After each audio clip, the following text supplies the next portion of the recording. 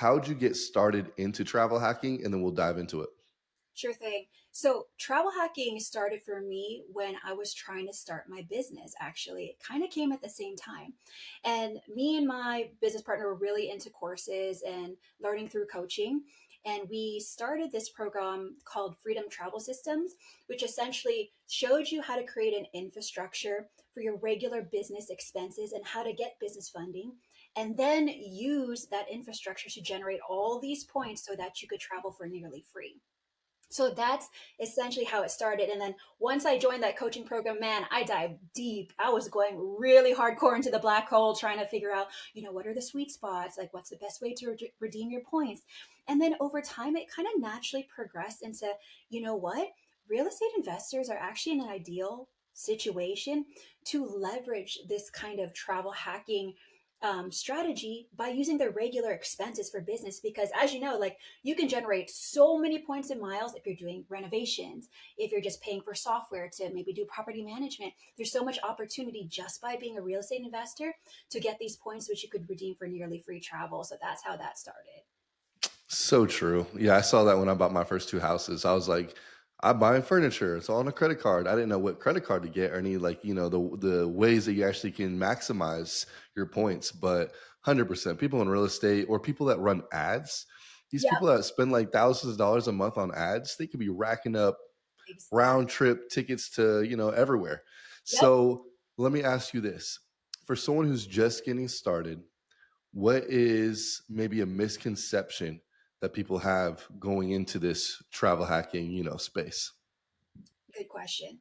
So I want to start off with like a mindset misconception because when I have conversations with real estate investors, they're always like, I want to build financial freedom through my real estate portfolio so that I can travel. So the actual misconception is thinking that you need to wait for financial freedom to start travel hacking, when in fact you can start travel hacking now, even with no properties. That's the misconception. You can do it now. You don't have to wait. Okay, I just gotta ask. Let's dive into that. So how do you do it now without any properties? So, for example, like if your strategy was, let's say, Airbnb arbitrage, have you heard of that? Where people essentially split the margin between leasing from a property owner and then putting it on Airbnb. There's so many regular expenses that go into that. So that's your software that you're using, whether it's your channel manager or maybe you're using project management systems. And then this is a huge hack that we do because I'm also a co-host as well. So what we do is we develop a relationship with the property owner and we say, hey, can we put all the expenses on our credit card? We'll do all the bookkeeping. And then at the end of the month, you just pay us back.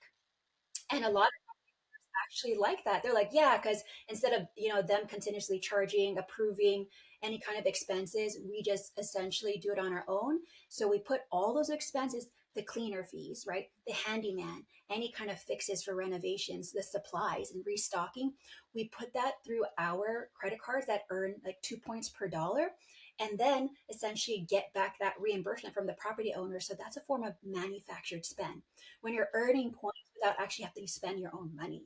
So, just by doing that, you're essentially accruing so many points without owning any properties as a strategy that you could use for nearly free travel. And that's just one example.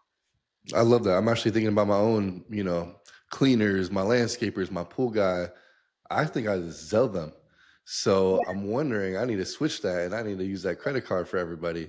So exactly. the credit card, obviously there's, what is it called? Processing fees. Yeah. So you still have to pay those, but instead it's worth it because you know how to leverage the points so well. Is that kind of the trade-off?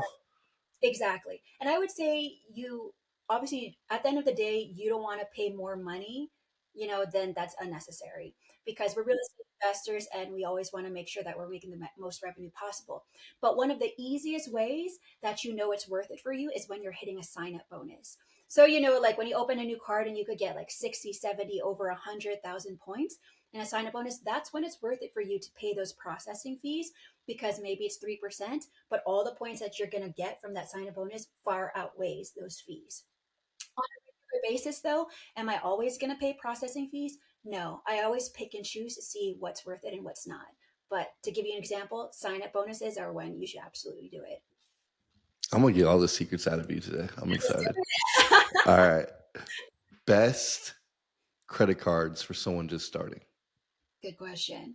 That's the trusty Chase Sapphire Preferred. So that's a personal card. Okay. It's a very beginner friendly card because the annual fee is only 95 bucks. So it's not going to scare anyone away with like $700, annually.